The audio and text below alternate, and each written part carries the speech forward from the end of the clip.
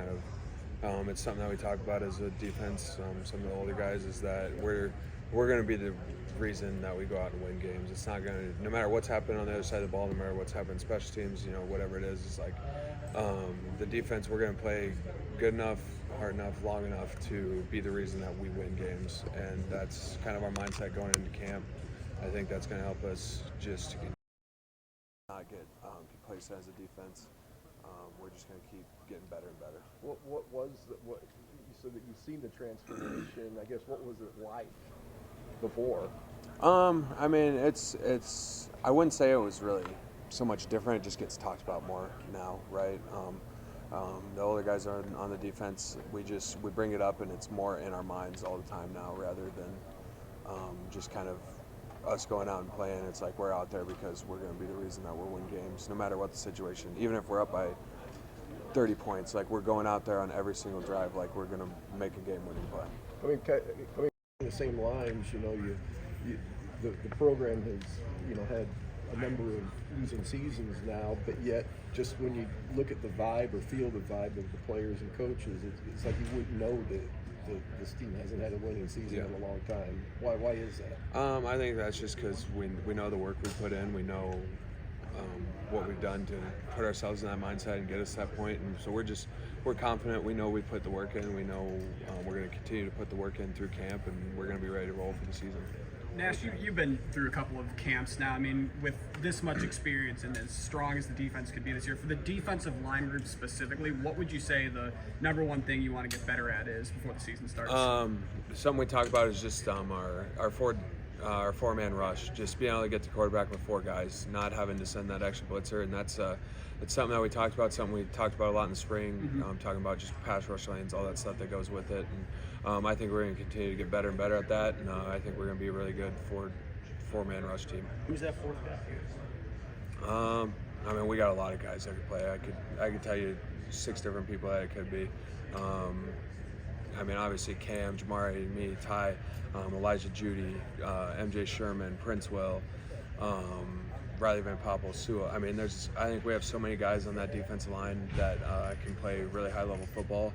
So during games when we're subbing in and out, I mean, I don't think you're going to see much of a drop-off between our starting 3 guys. I think we should have 6 guys on the defensive line that could be starters. So. When you were here, I think in 21, they had a pretty darn good defensive line that year too. But it feels like this group is just even deeper. How impressed are you with Sua and Riley and some of these kids that are coming and ready to play? Yeah, that's Sua, Riley, Vincent Carroll, Jackson. Those guys. I mean, I've been super impressed with them. They came in obviously last year as freshmen, and they've done nothing but work and continue to develop. And they take the coaching, they take us older guys trying to help them out. They want to be really good at football, and it shows in how they work and how they prepare. Coach Rule always says the best teams are player-led. How have you seen that take shape even this year compared to a year ago? That's like this summer. Coaches were gone for a good amount of times. We were running a lot of player-led workouts, and they ran smooth.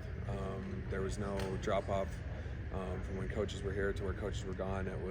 Things ran smooth. The older guys took charge, and I was really happy with how that went this summer. I think T. Knighton said the other day the thing he loves is you have a different style leadership than maybe Jamari and Ty. Do you see that? Like you all kind of have a different way of doing it? Yeah, me and Ty and the guys, we always joke how Ty's kind of the bad cop and I'm the good cop at the time. But we definitely, me, Jamari, Ty, Judy, we all kind of have a little different ways in how we lead, and I think we mesh really well with those aspects. And that's really cool to have. Just different guys need different leadership, so it's cool to have a variety of ways that we can lead these guys. So Ty rips someone and you kind of put the arm on him. Yeah, that's how it is sometimes, and I'm working on being a little meaner this year. So when you look back at it, how much fun did you have wrestling this year? Oh gosh, I had so much fun doing that. I think it was the best thing I could have done. Obviously I dropped a bunch of weight for that. Feeling really good now, athletically, feel more explosive, more powerful. Just being able to move a lot better now. So couldn't be happier that I did. I had a blast doing that, getting to know those guys. Yeah, I mean, that's what I was going to ask you. Does it give you also your mind kind of something to think about other than just football? Yeah, that was also something that was cool about it. It just wasn't I've been doing football workouts for 4 years in a row, and so to go do that this year was so much fun. I think just because it was something different too. It wasn't just lifting weights, running, doing drills. Like it was something completely different than I had done for 4 years. So that part of it made it a lot of fun too. When you hadn't lost from so many years when you were in high school and then you go back out there, what did what happened in terms of your one-loss record match what you expected going in, or did you expect, oh man, I'm far behind, I know how good these guys will be? Yeah, I knew going in that those guys are some of the best wrestlers in obviously the country and in the world, is some of them, and so I wasn't going in there thinking I'm going to go undefeated, right? I went in there, it was pretty cool because it was kind of the first time in my wrestling career I didn't have that pressure to go out there and pin a kid in the first period or go out and win. So it was pretty cool to be able to just go out there and like wrestle free, just like have fun with it, go out there and whatever happens. So that was obviously I'm very competitive and like losing sucks, but to be able to go out there and not have that expectation of going out there and winning every single match was pretty fun. Have you seen your defensive coordinator Tony White maybe just amp things up in year 2 after a really good year for you guys last year? Yeah, that's we played pretty good football last year, and one of the first meetings we had with all the new freshmen, all the new guys on the team was he literally set the tone with the meeting is this group hasn't done anything yet. Like whatever we did last year, that doesn't matter. This group of guys in this room hasn't done a single thing yet, and I think that set the tone pretty well for what he expects from us, is to not get complacent and just continue to develop and get better and better. He really came in, first thing he said is he set the tone for that, is that this group hasn't done anything. Can you do a backflip like Gable Stevenson? No, I'm not quite there yet. What's the dynamic like, having the coaches in the dorms with you guys to start training camps?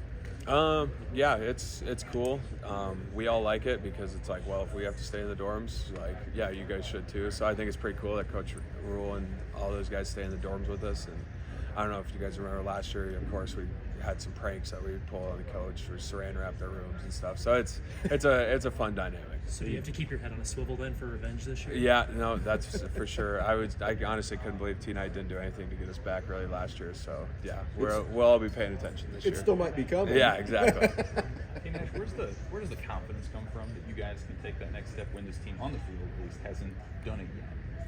It just comes from, like I said a little while ago, it comes from the work that we put in. Like we know we've done what it takes to play high-level football again, and it's the leaders in the group telling guys that like we could be special again, we could have a really good defense again. So it just comes from the work that we put in and continue to develop and keeping that hunger.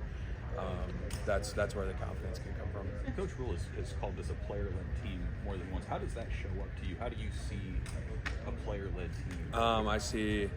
I see guys that might have some things going on. They don't go coaches right away. They go to older guys on the team. They go guys come to us for things that they maybe have opinions on or whatever it is. It's like they're not going straight up to the top of the ladder. They ask some of the older guys stuff, and they like when we have player-led workouts, we don't skip a beat from when coaches are there, right? Like the younger guys on the team and the older guys, we know what the standard is, and we just continue to keep working. Nash, the turnover margin has been addressed on the offensive side of the ball. Jamari was talking about you guys got a lot of stops, but maybe you guys want to force more turnovers. Just what has that conversation been of what the defense can bring to fixing that turnover issue? It's like you can talk about it all you want, right? We can say, oh, we're going to turn the ball over more, we're going to do this, we're going to do that, but it just comes down to what we do. Like we'll start off every practice with a turnover circuit, just working drills, working punch at the ball, working our eyes, working all these different skill sets, and then when we're actually out on the practice field is, the ball's near you, you're punching it out. If the ball's away, you're thudding up or you're tagging off in the hips. So and then if guys aren't doing that up to our standard, obviously you get on them and get it corrected, and then pretty soon everyone's out there. Everyone looks the same, and that's going to be a big emphasis for us during this camp, is just to develop those skills so we can turn the ball over more. And how got to your station, but how did the wrestling season change you as an athlete or make you different coming into the football season? Obviously lost a bunch of weight, and I feel great. I feel very explosive. I feel more athletic than I did last season. I love the weight I'm at right now. I'm like 310. I think it's a really good weight for me, and just continue to develop my skills outside of just being a hard nose technique. What was the most changes you had to make to your diet as far as losing that weight and then putting it back on? The biggest change for me was just the right time to eat things, right? So it was like I pretty much ate most of my carbs in the morning.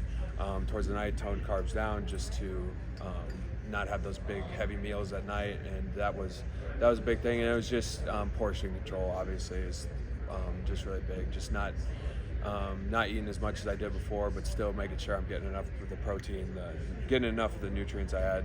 Kristen and her staff and Ron over at wrestling, I mean, they did an incredible job with helping me with that transition and making sure I'm eating the right things at the right time. They were phenomenal. I mean, they made it super easy for me. So when you're on the field, like, how do things feel different for you now that you're at a different playing weight and your body composition's a little different? There's just certain movements and certain, positions I find myself in where I'm like, gosh, like, I don't know if I could have, like, bent like that around the edge before. Like, it's nothing too crazy, but there's just certain moments out there where I'm like, geez, I don't know if I'm gonna be able to get that low on this rep a year ago today, right? So it's feeling a lot more athletic, feeling a lot more versatile when I'm out there playing. So it's been great. What makes Corey Campbell and that whole operation so effective? We've seen how guys have changed their bodies. I know it's connected to what Kristen does too. Yeah, that's Coach Campbell. He is a mastermind when it comes to all that stuff, but he's also hired a great staff around him, like Mitch, a sports scientist, and all the other assistant strength coaches. There's nothing that we do to where you could ask, like, why are we doing this, and they will give you the exact reason why we're doing this, when we're doing it. They have everything down. I mean, they just do an unbelievable job with everything that they do to get us ready. And obviously they work very closely with Kristen.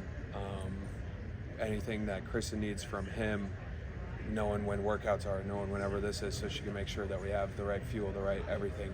So he works very closely with her. So Coach Campbell and his staff that he's hired, they're unbelievable. Everything that we do has a very specific purpose as well. Is there an O-lineman we don't talk about as much that's tricky to go against? Yeah, I would say, obviously last year Justin Evans-Jenkins played a lot more, but I think Justin is just going to be a phenomenal player for us this year. He's a hard worker. He does the right stuff all the time, and it's starting to show up for him. So I'm super excited for him. Hey Nash, they call you the polar bear. Do you like that nickname? And if there was polar bears wrestling and playing defensive line, is that how you would play, like a polar bear? Yeah, I would say for sure. Yeah, I love the nickname. It kind of the nickname just started probably when I was getting recruited by Nebraska, and of course someone called me at one time, and then my dad hashtagged the polar bear on some stuff, and then Husker fans, once I committed, found that out and just ate it up. So that's kind of how that whole thing started. Yeah. It led to a commercial, right? Yeah. And yeah. do we have a sequel, or are we just still rolling with the last We're just rolling with the last one for now. How was that, by the way? That was a lot of fun. It was. I remember they sent me the script for it, and I was like, oh my gosh, like, this is unbelievable. But it was super fun to be able to work with those guys over at SOS, and they were awesome. They're good. They're just great people too. We hung out afterwards. They gave me lunch afterwards. I mean, it was an awesome experience. How long did it take you to shoot it? Not as long as I thought it would. Well, you're probably pro.